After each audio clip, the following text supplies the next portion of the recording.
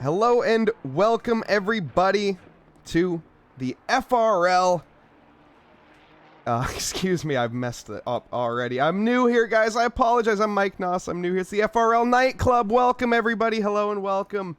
Hope everyone is having a lovely evening, afternoon, or morning, wherever you are on this fine world. We're here at the lovely Spa Francorchamps. I am joined in the booth today by George Cook. Welcome, George. Hello, Mike. Yeah, glad to be here, mate. Yeah, we all make mistakes. Crikey, I made my fair share yesterday. Oh, blimey. But, yeah, back at Spa again, dude. It's going to be brilliant. Looking forward to this. Yeah, we're here at a amazing 4.3-mile track founded back in 1921. It's an old one here. 19 corners, 9 to the right, 10 to the left. 103 meters of elevation change. Most of that happening on the start-finish straight here. Or rather, excuse me, not the start-finish, the right after the start-finish straight, down, barreling towards the Kemmel Straight, which is going to be almost a mile long. Yeah, it's crazy long. And to be fair, everything after the source I just consider basically a straight line. For those with the courage to consider it like that, then it's a bit of fun, really. Great corners through there. Lots of fantastic events here, man. This is like the core home part of a lot of racing in the world. Formula 1, Formula 2, Formula 3, 24 Hours of Spa, and the GT World Challenge as well. All over this place. Yeah, absolutely. And as I was saying, we're here. We have some amazing, amazing names out on track today. Some of which being Leon Selly. Excuse me. Selly out there. He is going to be a very, very pronounced sim racer. He actually participated at Paul Ricard at a very infamous event, the FIA Motorsport game back in 2022, and he made it to the semifinals where he was unfortunately eliminated. He is about well, I wouldn't say mid, but he's about in 5th position as it stands sitting in the pits. The number 264 car, definitely one to keep an eye on. Other drivers out there on track are going to be Marco Chetti. Let's see, he is, as it stands, oh, doesn't matter as it stands, because we are going to be heading over into what is going to be an extremely short and quick qualifying here. It's a 6-minute sprint qualifying at Spa Francorchamps, and keeping a lap valid here, George, is an absolute challenge. It's a nightmare, and hooking up 2.25 minutes worth of corners, and as you said, 19 corners in this fantastic race, is really, really difficult. So there's two challenges. There's one, don't run off the track, and 2, hook up a decent lap time. And by the way, you've only got 6 minutes to do it, so get out there as soon as possible. We saw a lot of chaos actually yesterday at the GT3 Masters down towards the bus stop. A huge accordion-style concertina effect. Cars lined up all the way back down through Blanchimont, waiting for their turn at a good lap. And some of them didn't actually end up getting that lap because they were waiting too long. So in true Formula 1 style, everyone eager to get a really good run, but some not being able to. As we see right there, Leon Selly, excuse me. I think Selly, or is it Sealy? I'm not Sealy, 100% sure. You're Maybe it's absolutely Sealy. right. I am, apologies. One thing you've come to know about me, everybody, is that I am great with names. I do try my best. I try my best. Of course we do here in the booth, but unfortunately, especially me as an American, some names can be tricky. One thing. Sorry to interrupt, but one thing to touch on here before we get into this qualifying is going to be our awesome, awesome calendar coming up as we have this long 3-mile outlap here. We have Spa, of course, being our round 1 here. We have 2 20-minute sprint races, of course, followed with 2 qualifying sessions as well, 6 minutes apiece.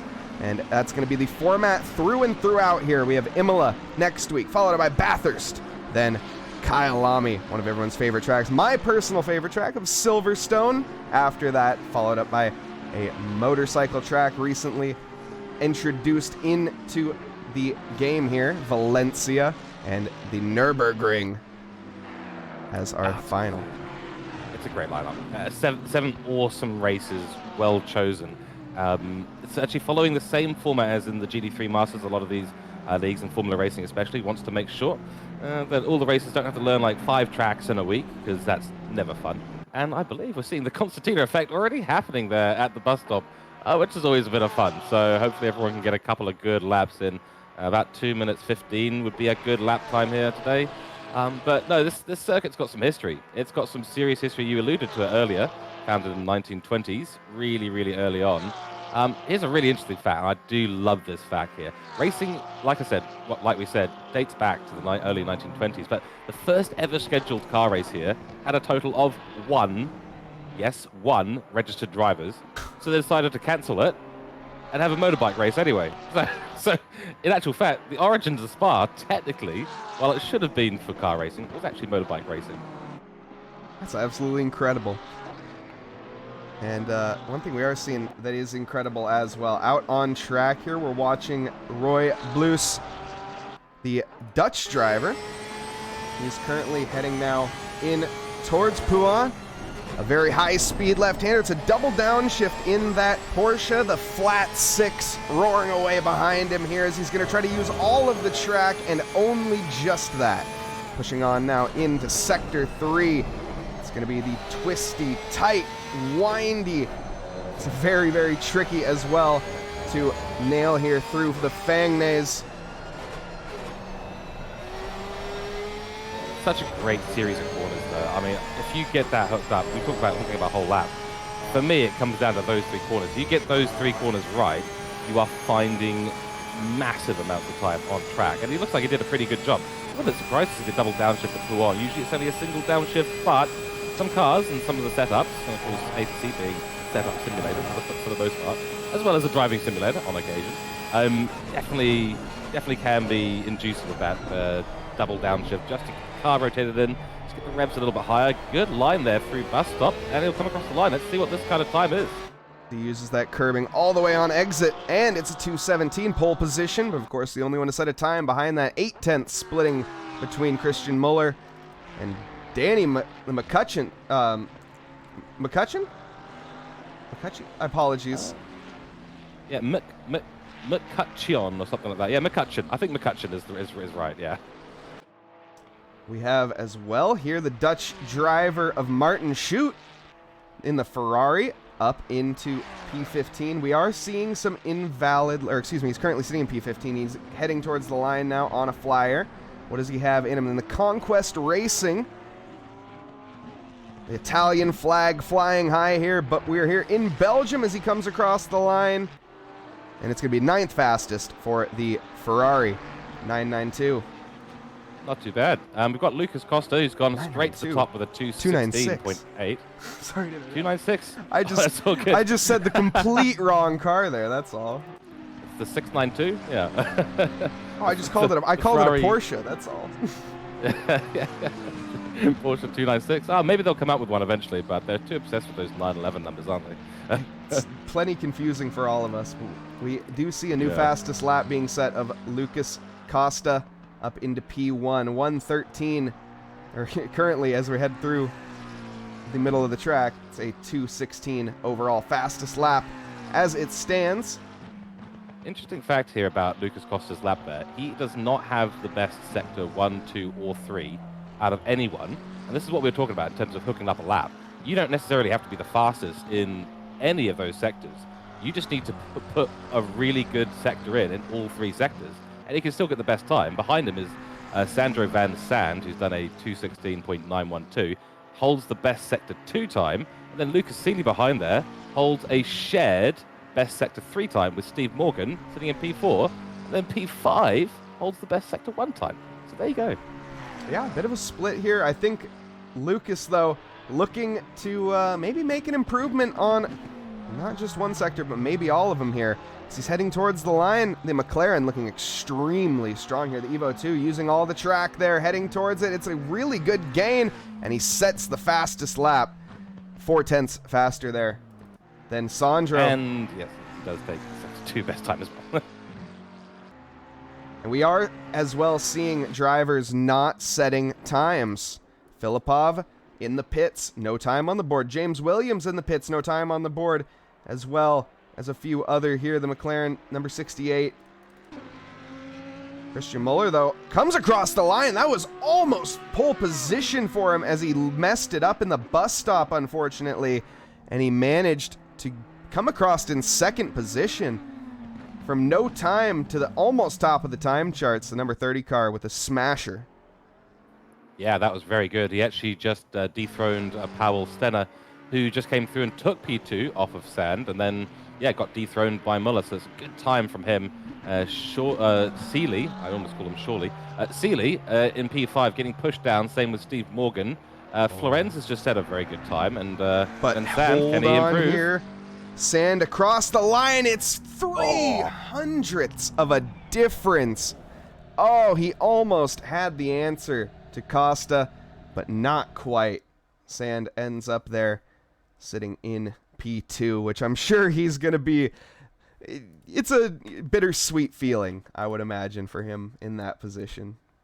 Yeah, I mean, when it comes down to hundreds of seconds, you always feel like there was, some braking zones, some marginal percentage of brake or accelerator input that was the difference. And yeah, it will come down to that. McLaren's looking really, really strong here. We do have, I believe, and that is a Audi in P3. So great lap from the Audi driver. Audi, another strong car here, but it can be very hard on its tires. Seeley there in a Lamborghini. Happen to know that car is also pretty hard on its tires, but it's got some really great stability behind it. So we should see a good little battle, I think, up towards Lecoub's for the first couple of laps here. But only 20 minutes in this race. Absolutely. Why don't we get in here and meet our drivers? And I do apologize in advance for any mispronunciations. But of course, starting here in P1, we have Lucas Costa, the number 90 McLaren lined up next to him. It's going to be a McLaren front row lockout, the 93 of Sandro von Sand.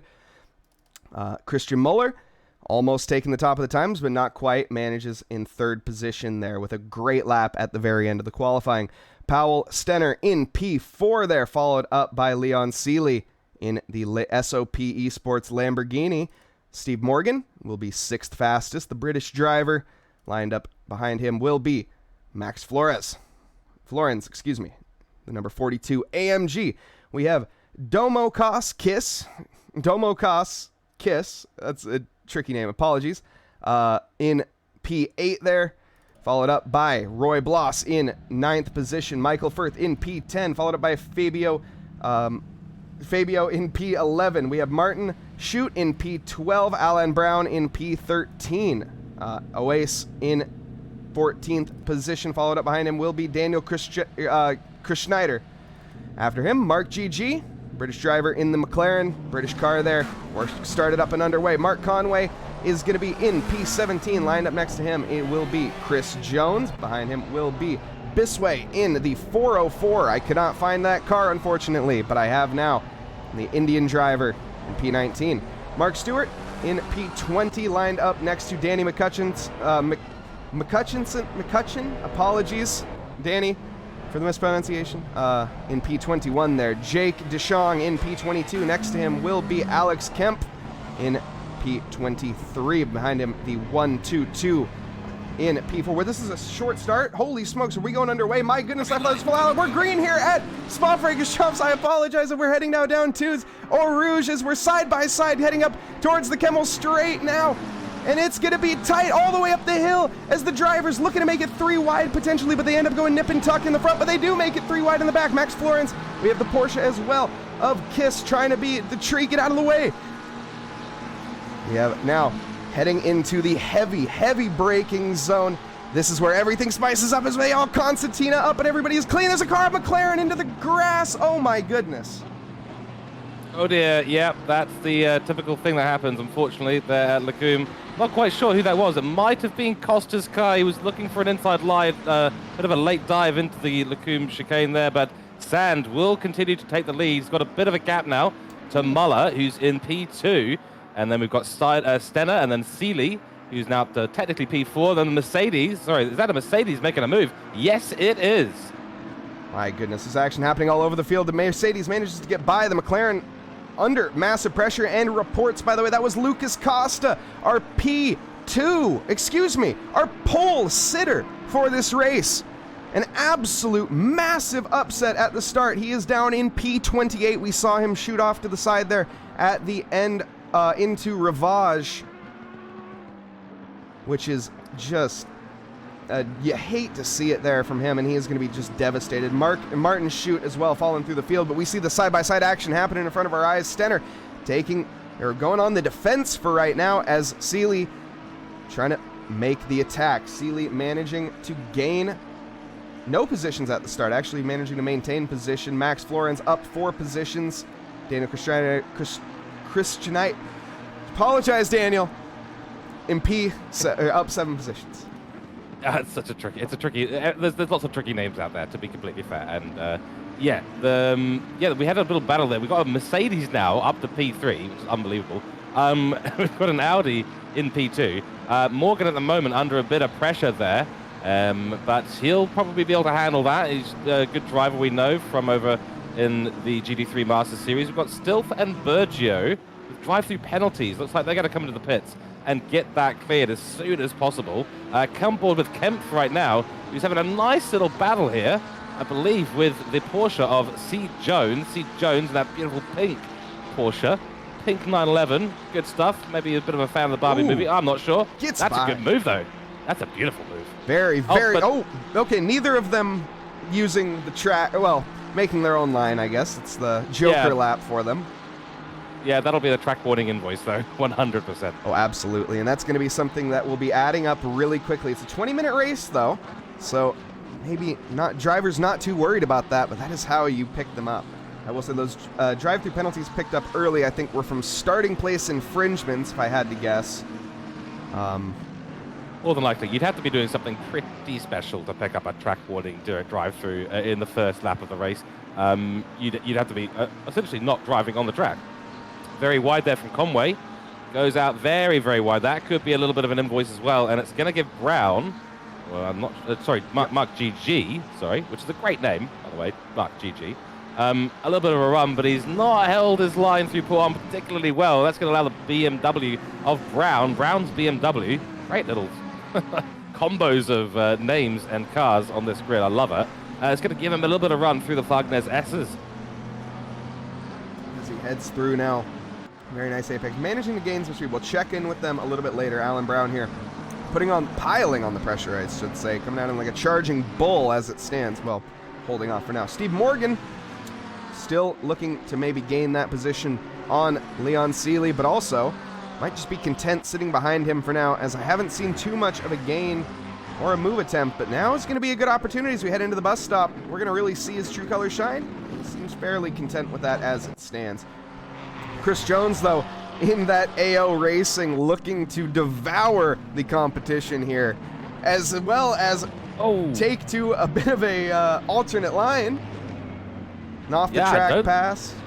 I don't think he was expecting Kemp to brake quite as hard at that point, or he's just totally missed his braking zone. It's like, I better get out of this. So he's gone the right direction, because we've seen a lot of people miss their braking zone there, gone down the inside, and sent someone to space. Ooh, and Alan Brown, I think, just ran wide into the first corner, and as a result, Domikos is by. Good little move there. Morgan is getting increasingly closer to Seely at the moment, and they're in a little bit of a three-way battle. Stenner is sort of holding up the pack at the moment. We did see into the bus stop chicane before that Seely had great ability to brake late in that Lamborghini, so just showing how good he is on the brakes. That's what we expect from an FIA Motorsport member and participant, I should say. Really, really good on those brakes. But yeah, Morgan, we know to be a very, very fast driver. He is putting on a bit of a masterclass behind Seely at the moment. The Lamborghini will start to struggle on its tires. I think a lot of these guys here, guys and girls, will be opting to run sort of more of a quali setup for this race. It's only 20 minutes. You don't really need to have a lot of safety and stability. You're really just going for maximum speed on the track. Yeah, tire wear out the window for this one, as they're going to be using every millimeter of rubber they possibly can, laying it all on the line here. As we're riding along here with Steve Morgan heading into the Fagnes now, or Fagnes. Can't say that word. And don't worry yourself about it. It's a French thing. He's looking fairly comfortable sitting behind Leon for now. There's no doubt about that. Leon, though, I think he's going to be wanting to get a move on as he is lapping a little bit slower. All of these guys within similar lap times. Actually, Steve Morgan more on the pace of Powell in front there, but three of them looking fairly content as it stands. A bit further down the field, we have a actual Bit of a scrap going on here as Lucas Costa trying to make up the ground from the start here. The Brazilian driver with the Brazilian livery on the outside gets the job done. Very, very confident. You can see the red in his eyes. Yeah, that was a brave move through Blanchimont. Really, really nicely done. Got it done, and Williams behind him gave him the space, which is really, really important there. Was that Williams? So that was Scott. So Scott there was giving him the space. So really good, respectful driving by both of them, because that can go very wrong very quickly. But yeah, Costa goes through, and he'll be looking now to make a move up the field. Got a little bit of a battle still going on between Kiss here, and I believe that's Brown just behind him in the BMW. So the BMW has been pretty powerful, actually, at this track. Surprisingly so. I keep writing it off as a car that's any good. And then I keep seeing people driving it insanely well. So maybe it's got a bit more potential than I thought. You know, I also have a very similar opinion to that car. Because ever since the 1.9 update, you saw it just fall off massively, but you still see some of these extremely quick drivers putting in some rapid times. I don't know if it's maybe a car issue or a skill issue in a good way, for that matter. Yeah, I do get the feeling that the BMW becomes a bit more setup dependent than other cars. So other cars that got maybe a little bit of an advantage given to them in Bob. That was a nice move through Rivage. Wow. Excellent stuff there. Wow. Brilliant stuff for the 47 car. What a move. And just held it down the inside, down the hill of Rivage, and managed to get in front of Costa again. So these two, it's going back and forth. But the point I was making earlier, I think the BMW is a bit more setup dependent. So if you can get the setup really cranked in, you can make that car act like a absolutely flying McLaren or Ferrari or any of the cars that just sort of by default just feel a little bit more stable. Yeah, absolutely. I will say, especially the BMW. Oh, hold on to that as we have a move attempt here. Where has Filipov come from?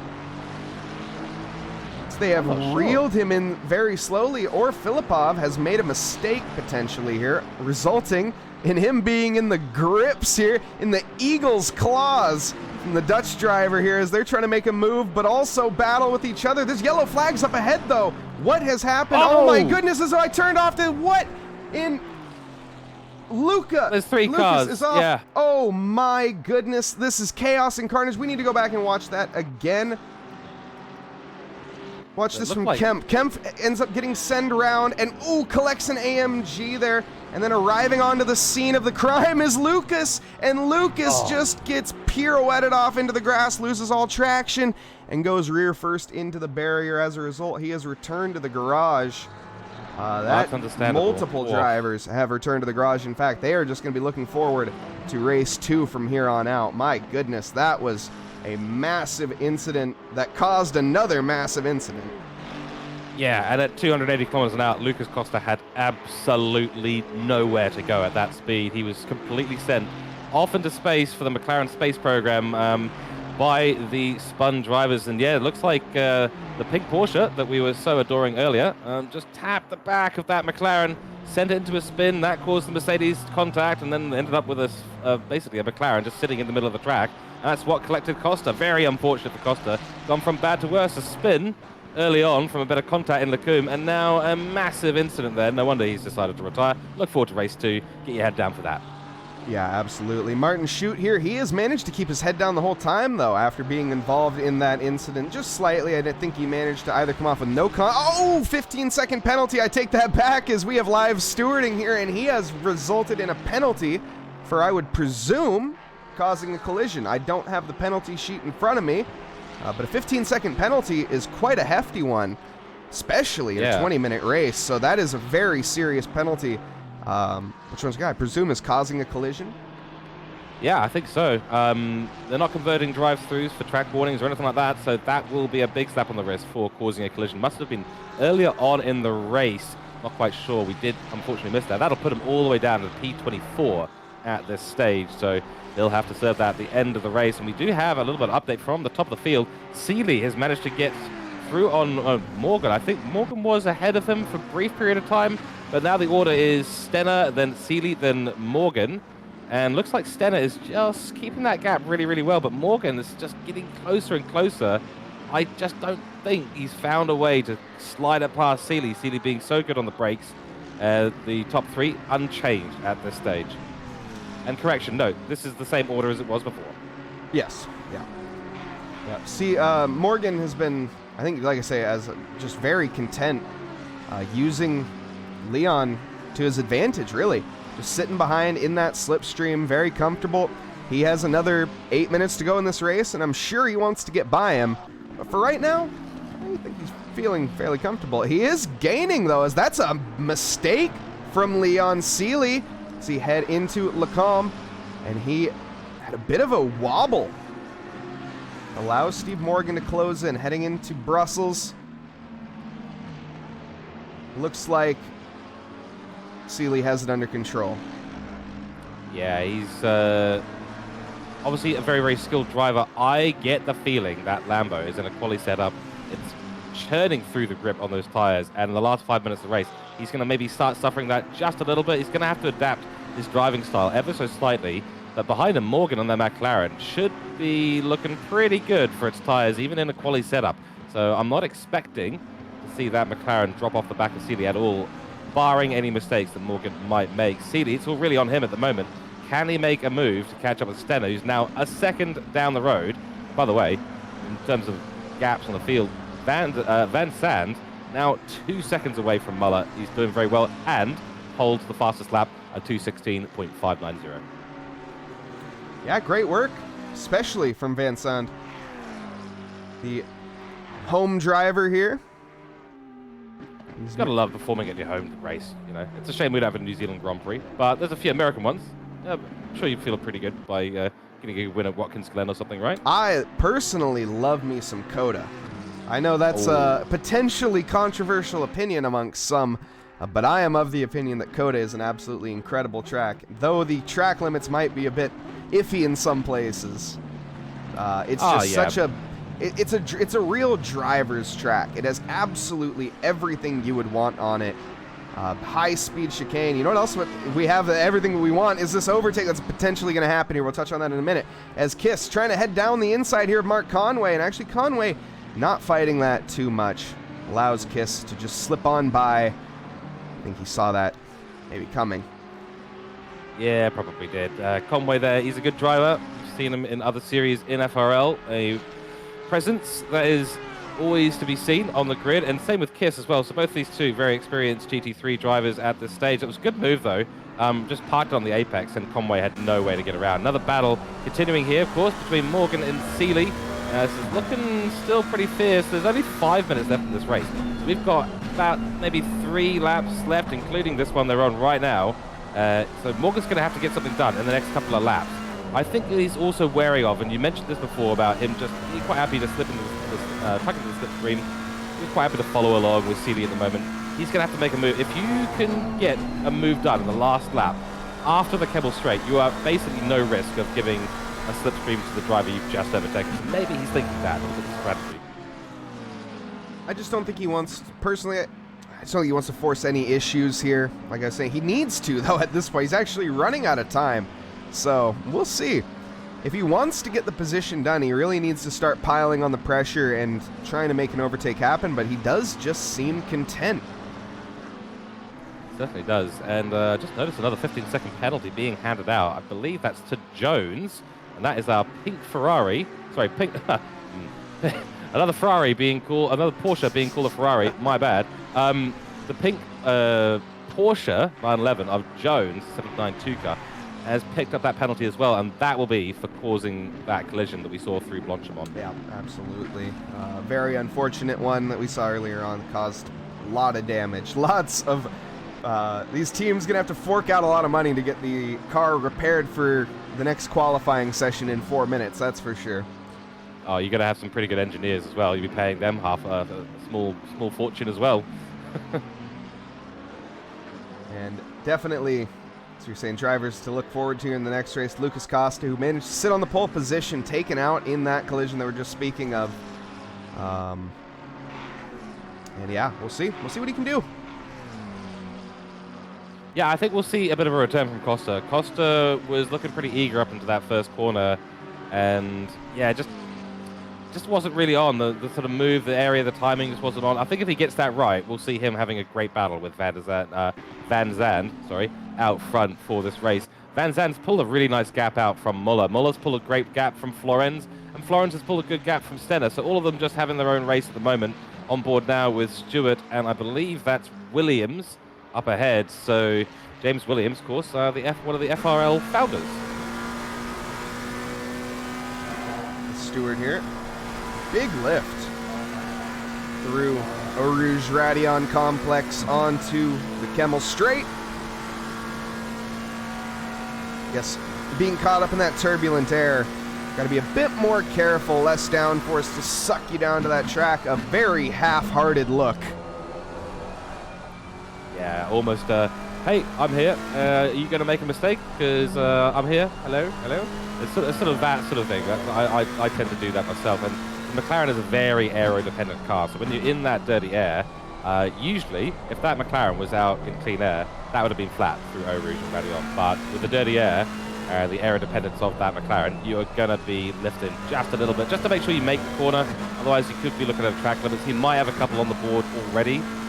So once you have a couple on the board, you really need to start just taking it really easy. And that usually means a bit of a lift through a lot of the corners that you usually take flat at the start.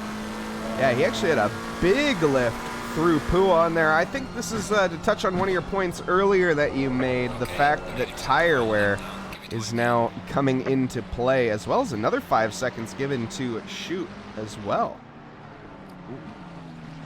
Yeah, so another slap on the wrist for shoot there in the Ferrari. I do wonder what's happened. I think he must have just been getting caught up in a whole bunch of incidents, maybe just trying to make up a bit too many places, a slightly too aggressive way, potentially. On board with Gedman and now, and they're having a little battle with We need to check in on this one. Excuse me. Oh, I think I just unfortunately missed it as Chris Schneider did get by. I think I said that correctly this time, but here we go. This battle is not over yet. As we head side by side into Eau Rouge Radion, this never ends well, but will it? Okay, the Ferrari backs out. Both drivers picking up an off track there potentially. Actually, only neither driver invalidates. Oh, no, Kiss. Kiss does invalidate. Yeah, that is not surprising at all. It was, he got a little bit squiggly, and as soon as he realized he wasn't going to make the apex of Eau Rouge, he decided to back out of it, which is good. So Conway there, and a bit of a battle with GG. So that's right behind this action. There's battles all over the field. Steve Morgan and Seeley as well. Still kind of within contention, actually. Seeley gaining a bit to Stenner, but still a very large gap between them. As it stands, though, these battles on track very, very tight. Mark GG has this is it. This is the final lap here at Spa-Francorchamps of race 1 before we head off, of course, into our second qualifying and second race. But for right now, this is where all the cards are on the table. Yeah, if you're going to make a move, last lap might be a good place to do it. Just for goodness sake, be careful when you do it. Whoa, okay, Mark GG, that was close. Holy moly. Right, okay, so Conway's going to be in his mirror, and he's going to be sweating. Probably had a Code Brown moment just there due to the nature of the speed at which that car behind him approached in his rear vision mirror. It's that old Jurassic Park meme, right? Objects in your mirror appear larger than they are, and that McLaren behind just suddenly became a lot bigger in his rear mirror. Yes, but credit here to Sandro Van Sand. Comes across the line, P1. Christian Muller in second. He actually managed to take that into second at the end from a P3 start. It's a P3 start for Christian. P7 start here for Max Florenz. Up 4 positions, ends up on the podium. Excellent, excellent drive there from Max. Got to give credit where credit's due. 100%, and Stenner comes home in P4. Got Seeley, who takes the P5 crown. Top 5 there. As Morgan over in P6. We've got Blues in P7, Firth in P8, AKH in P9. Ooh. And oh, was that a bit of contact? Yeah, I think that was. Luckily, no harm done. No love lost here, somehow. How that Ferrari wasn't sent to space there from that. Must have just been the lightest tap.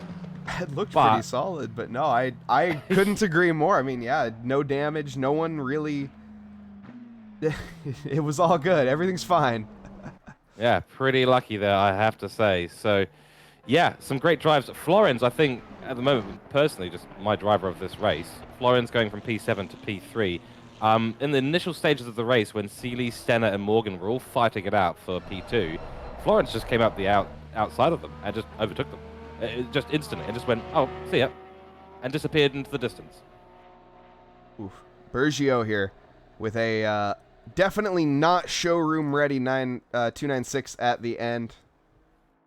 So I must have caught the barrier at some point there. That wheel was not quite straight, but yes, once again, massive props to our top three in particular, but everybody else, of course. Congratulations for making it to the line in race 1 as we get ready to head over into our second part of qualifying. Good fun here at the GT3 nightclub, of course, for FRL. So the FRL is also, for this series, providing a prize, and that prize is a key to the ACC Strategist app, which, by the way, Mike, I don't know if you've used it, but it's absolutely fantastic. It's spot on, gives you some really, really excellent information about your pits, about your car, about the amount of fuel you need on board, about when you need a pit. It's absolutely top stuff. So ACC Strategist, thank you for that key. And these guys, throughout this season, 7 rounds, of course, as Mike mentioned earlier, the winner will get a key to the ACC Strategist app. That's a nice little prize. That is awesome, I will say. That is what makes me get to the end there on that nth little bit of fuel, you know, just with the little bit left in the tank. That app helping out ever so much with that. Run it to 0, mate. Run it on the smell of an oily rag. And if you can do that, you're going to be maximizing your speed out on track. So those little fuel apps, really, really useful. The session now comes to a close officially. We get ready to head on.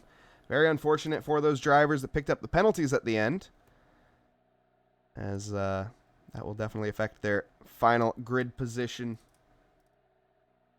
20-second penalty. My goodness. 20 seconds is a big one. Yeah, and we've got still down the bottom as well with a drive-through that I don't think he served that, actually, now that I think about it. Or he was just sitting in the pits. He might have just been sitting in the pits as well. So we're going to move straight into race 2. Yeah, absolutely. Right. Wait, there's no qualifying? Oh. Doesn't look like there is. So I think we're using the qualifying format from the original qualifying, and we've just got 2 races with the same grid. So that'll put Costa back on top in P1, and then Sand on the front row of the grid with him, Van Sand, of course, in P2. And you can see a couple of gaps on the grid, so I wonder what's happened there. I think that's maybe why some drive-thrus were given earlier on, because there's supposed to be a gap there, and some of those cars might have started just a little bit further up when they shouldn't have. Yeah, absolutely. We have, as well, Marco Ketty in chat. Welcome. Welcome. Big thanks to everybody popping in chat, saying hi. It's plenty of action to cover here. Sorry we haven't been interacting too much, but there's just so much to talk about here. And, yeah. I won't do the driver meet because I didn't realize it was a short. I thought it was a full out lap. I didn't realize it was a short out lap. Oh, well, if we had the full lap, we had 10 minutes. That's what I was expecting that personally. That's right. To be fair, you almost got through it. I think there was only about 5 cars left. So to be fair, I think you did a good job considering we got a little bit. We got the jump on ourselves. Let's put it that way. But yeah. you rightly so. You noticed the green flag was there. I was still just focusing on the liveries. I was like, all of a sudden, when the cars were still 2x2 Noah's Ark, it didn't all add up in my head. Yep.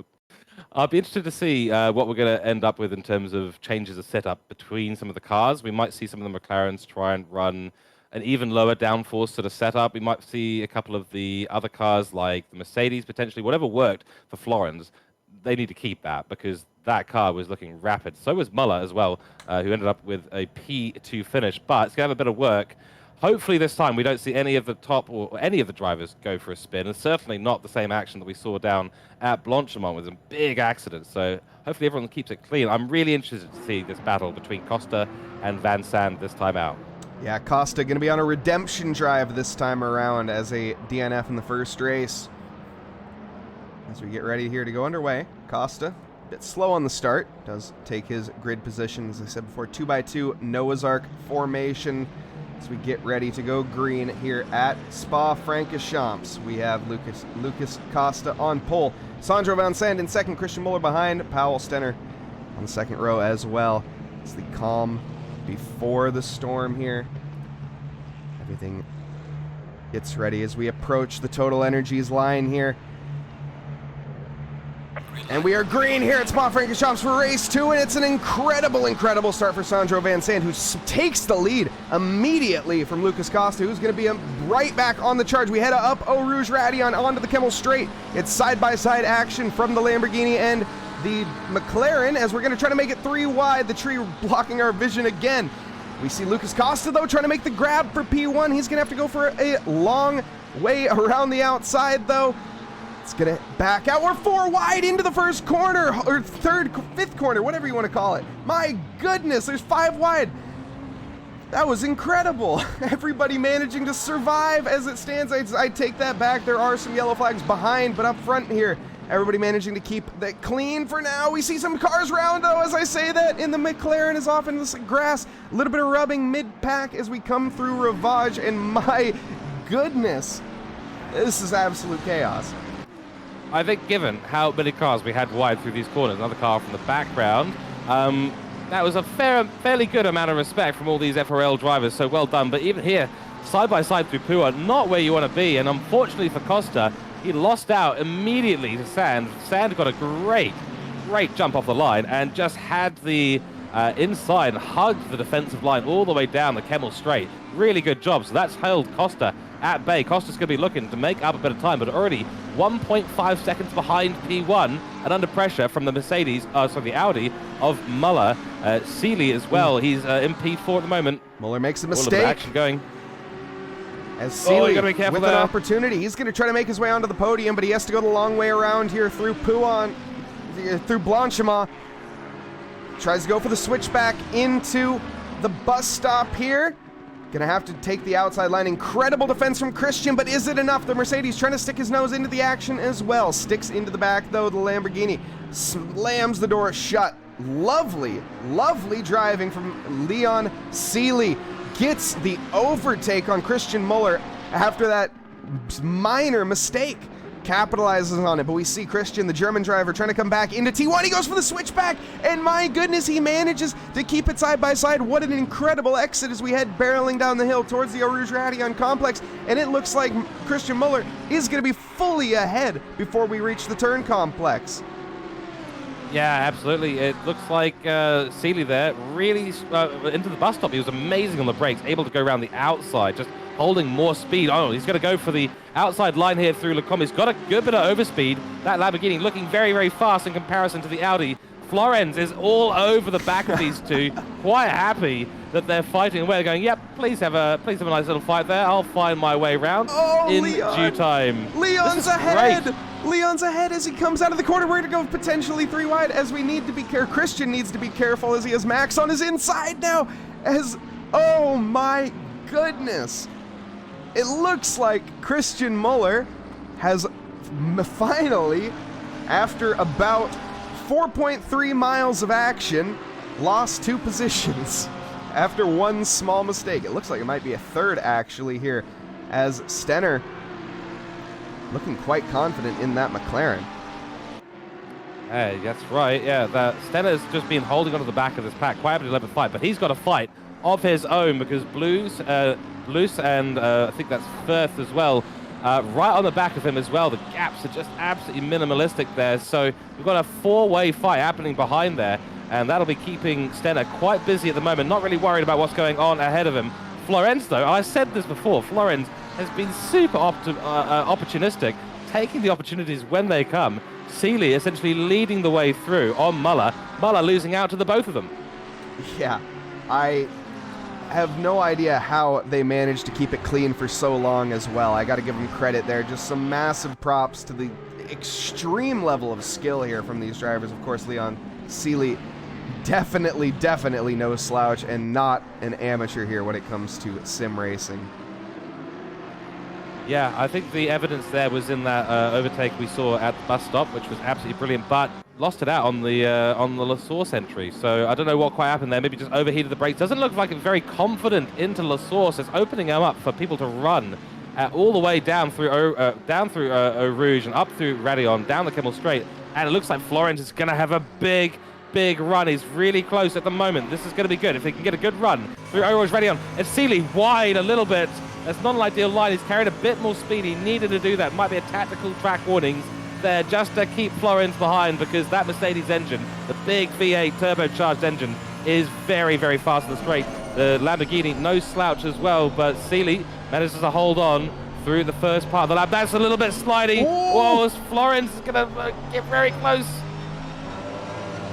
As he comes into Eau Rouge, into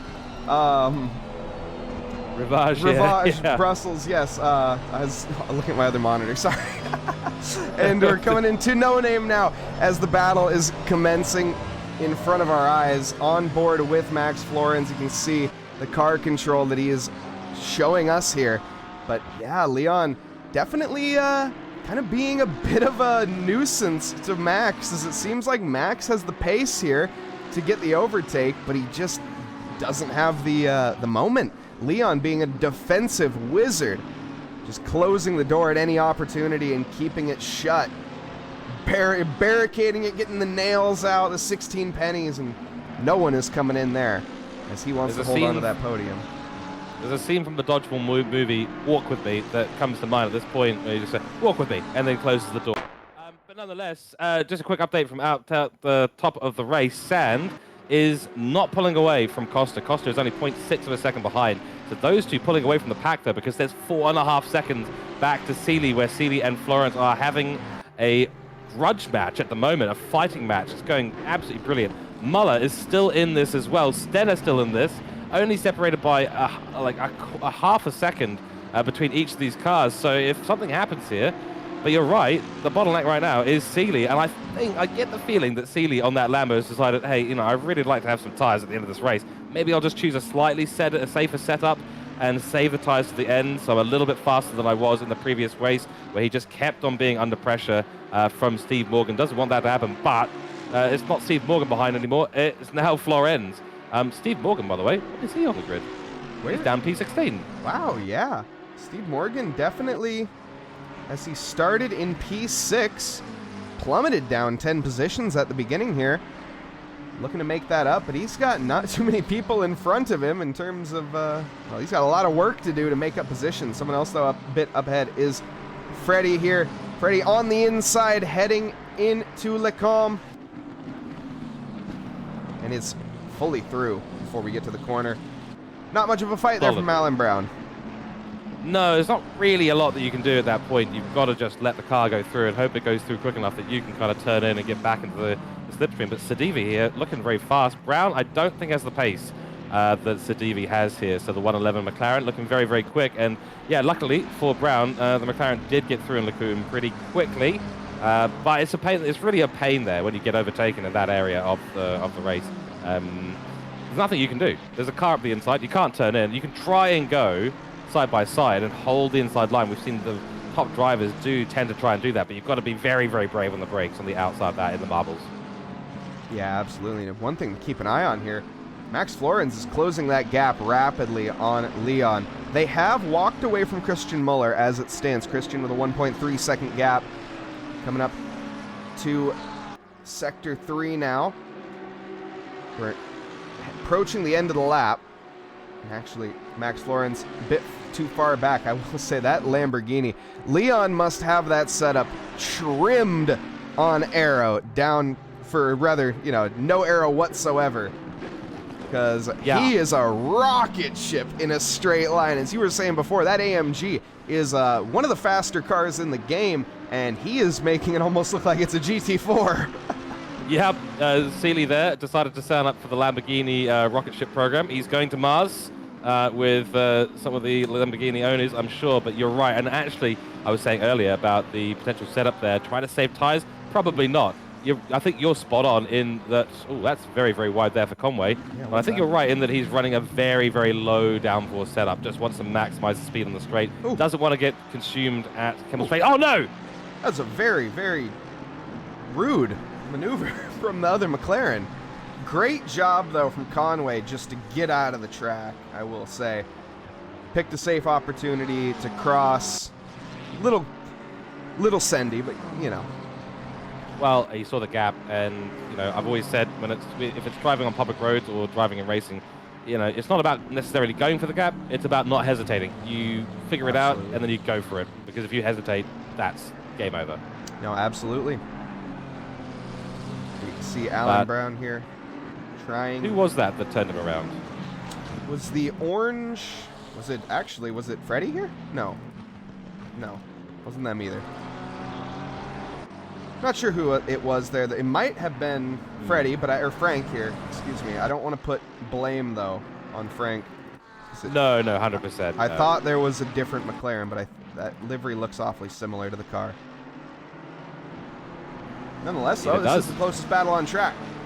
4 drivers all piled up here with 9 minutes and 25 seconds left to go. 2 of them, though, have penalties, and quite hefty ones at that. Yeah, 15 seconds. That's a big out. So I'm guessing because we've got Morgan with a penalty, he was involved in some sort of action earlier on. That's what probably dropped him down the grid. Christian Schneider, just obviously getting caught up in that and probably causing a subsequent accident, maybe. It's hard to tell without a replay, unfortunately. I think that is a fair assumption. Not sure what happened here, with Chris Schneider, but both cars looking showroom ready in terms of damage, so I don't know. Interesting. Also, battle between Georgie. Excuse me. Apologies. Oh, Giorgio. That's a different one. Sorry, I've looked at the wrong person on my timing sheet. It's Georgie? I am so sorry, Filipov. We'll go by your last name. I think it's Georgia. I think you're spot on, actually. Okay. Oh, position this change. is coming Steve from Morgan gets by. That's coming from someone who also struggles pronouncing people's names, so I'm not necessarily the best source of truth here. And we do apologize in advance, of course, everybody, to any names that we do mess up. We are not doing it intentionally. We are trying our best. That's right. We're doing it lovingly at best. And others, yeah. Sand is not getting away from Costa. Costa is right on the back of him, 0.4 seconds the gap. This is a great little battle that's going on here, but yeah, at the top now, 7 minutes to go in this race, or 7 minutes 30 seconds-ish to go in this race. Costa is not dropping Sand, and they are, in fact, dropping this pack of 4. But Florence, I think he's dropped off a little bit, hasn't he? Yeah, he's keeping it. Definitely not as... I mean, he was literally glued to the diffuser of the Lamborghini earlier. It seems that has come to a bit of a conclusion. Maybe Max going for some tire cooling. Couldn't quite force Leon into a mistake. Maybe even overused his tires. Potentially they fell off the cliff too early. I don't think that's going to be the case. Tire wear in ACC is typically not that aggressive. But anything could happen. Yep, that's right. Certainly not in a 20-minute race. In a 20-minute race, the tires, unless you've got some crazy setup that, you know, gives you outer tire wear that's 20 or 30 points different to the inner tire wear, then maybe you're going to have a bit of degradation. To the outside, just looking defensive is Seeley. At the moment, Florence just, holding the normal racing line. Seeley is worried. I thought we were going to see a switchback attempt there from the Mercedes, but Florence, not yet. He's lining him up in his sights, though. He smells blood in the water. He doesn't know what to do yet. Well, that blood in the water might be Muller in that red Audi just behind them both. Give them both a little bit of a push up the road, because that gap between all of them is really, really close this time. This could be the perfect time for Florence to make a move on Seeley. We know Seeley's got that low downforce setup, so let's see. And some support there from, I'm assuming, a fellow Brazilian in chat for Lucas up in P2. Love to see it. National pride. Brazilians, of course, always on that. But here we go. Christian Muller with a move on Flores. And Flores making... Oh, I thought Flores didn't make a move there as a defense. My goodness. Nearly did, but Seeley closed the door, rightly so. Just held the defensive line and just closed it. They had to get that Lamborghini stopped, but yeah, managed to do so. And Florence had no gap to take. Oh, a little bit wide there from Seeley. No gap possible at the moment. They've just got to keep this racing nice and clean. Oh, whoa! Big wobble! Wow, Max Flores loses the rear end coming through No Name, and that is going to cost him big. Not only does that cost him the attack on Leon and the potential podium, that costs him 4th position. Christian Muller has advanced now. The German looking quite strong after making that mistake here on this part of the track, actually. A couple laps ago, he's on that charge. Can he make that podium position back up? That's the question. He's got a lot of work to do with 4 minutes and 47 seconds left. As well in chat, got a bit of a Dutch and Brazilian rivalry as we have on track a Dutch. Oh, excuse me, Sandro is not Dutch. Sandro, I completely forgot. Sandro is Belgian. My apologies. So a bit of a Belgian and a bit of a Brazilian rivalry here unfolding. Starting with the letter B. Yeah, healthy rivalry, I'm sure. Both McLarens, so that's why they're so even on pace at the moment. Both great drivers, as we can all see. I'm gutted for Florence because Florence really had it. It just lost the rear end. Mercedes does tend to do that if you get the weight transfer a little bit wrong. It's so good and planted usually, so it's rare to see a Mercedes doing that. That's usually what you see a Porsche doing or an Audi doing, to be completely fair. The MR cars are more likely to do that on a downhill. We've got some big yellows happening around the grill. I did just see the 999 car of KH have a massive incident at Rayon Eau Rouge. They did decide to retire the car, so they are in the grid, the pit lane now. Sedivi picks up a 15-second penalty, so that might have been for the contact with Conway. Gedman, 20-second penalty, and Stewart down the bottom of the grid, a 5-second penalty. So the stewards clicking their pens, getting quite eager just to make sure everyone's getting the slap on the wrist that they should get, according to the stewards, and the incident unraveled. But yeah, Florence here, I'm a little bit gutted because that was potentially a P3 position there. Muller's turn now, though, to bring the fight to Seeley. What can the Audi driver do?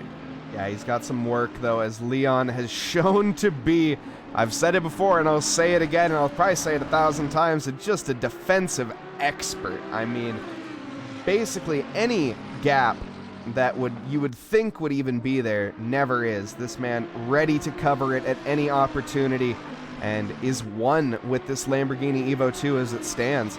But also big shout out to our stewards here.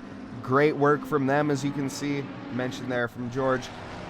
They've got their homework cut out for them, and they're doing an excellent job of it. So big props. Oh, I just noticed, yeah, big props to them, agreed. I just noticed Steve Morgan, he's picked up another 15-second penalty. Oof. That's 30 seconds, and we've got some yellows around the track. The 247 car, the 96 car, some spins happening late in this race. Oh, that's Bergio. As he is rejoining the track very safely.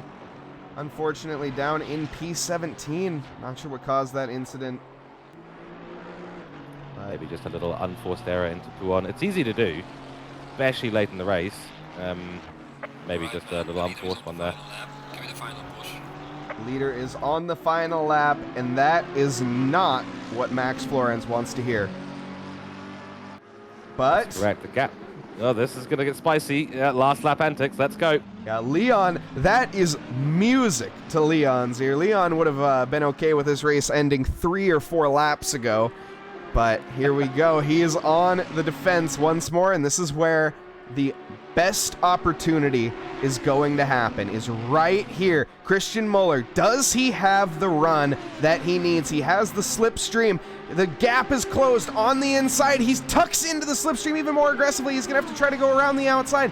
Through Lecombe, he has a massive overspeed advantage as they get onto the brakes. He is fully alongside. He's making the lunge, and he is through as it stands, but can Leon make a lunge back down the inside? Yes, he can, but there's contact, and Leon has a bit of a moment. We're gonna go 3 wide. Florence trying to take advantage of the situation as well. Florence on the inside now of Brussels, and oh my goodness, is this the redemption arc that Max Florence needed here? Is he even gonna be on the podium by the end of this? He may be, although we need to keep it clean.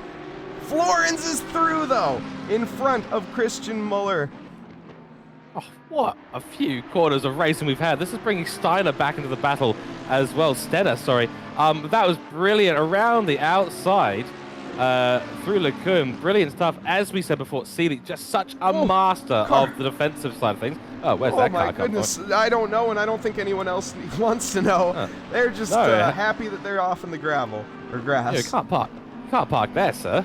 But nonetheless, yeah, it was just amazing. So Seeley held that inside line through Kemmel Straight. That was absolutely critical for him to do so. We saw that Muller was teasing up the outside, went for a little look, was hoping to see Seeley move over with him to kind of close him off as he came into that corner, so he didn't get the run on the outside, but held his defensive line. But that's what gave Muller the overspeed. Oh, here we go. We have one set of corners left.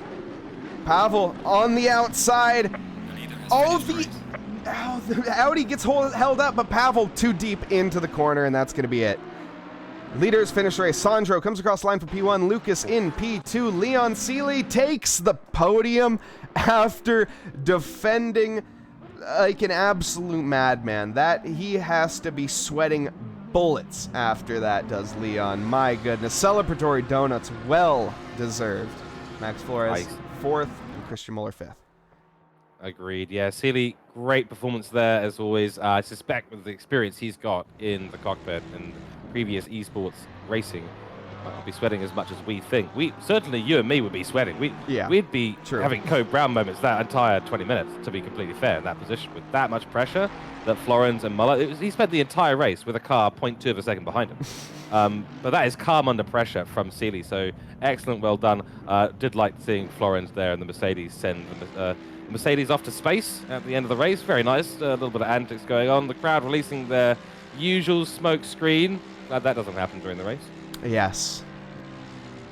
But no, incredible driving, and massive congratulations to Sandro taking the win at his home track. That must feel good. Lucas Costa with a good redemption drive. I don't think he's going to be fully happy. I think he wanted that win. I think he really wanted to show that he could do it. He unfortunately got 2nd, which is still an amazing result. But I think we'll see him be a massive competitor here in these upcoming races. As we can pull up the calendar as well. Take a look, of course, as we are here at Spa. Next week will be Imola. Same time, of course. And a big thanks as well to George Cook. George, thank you very much for being here with me in the booth and providing some amazing insight. My absolute pleasure, Mike, and thank you again, mate. Really appreciate it. Thank you, everyone, in chat. Thank you to the stewards. Thank you to the drivers for making our life nice and easy, right, Mike? But thank you, mate. We'll catch you next week for the next one. Yeah, absolutely. Thank you, guys. I'm Mike Noss in the booth, and we'll be back next week on Friday. So thank you, and have an amazing evening.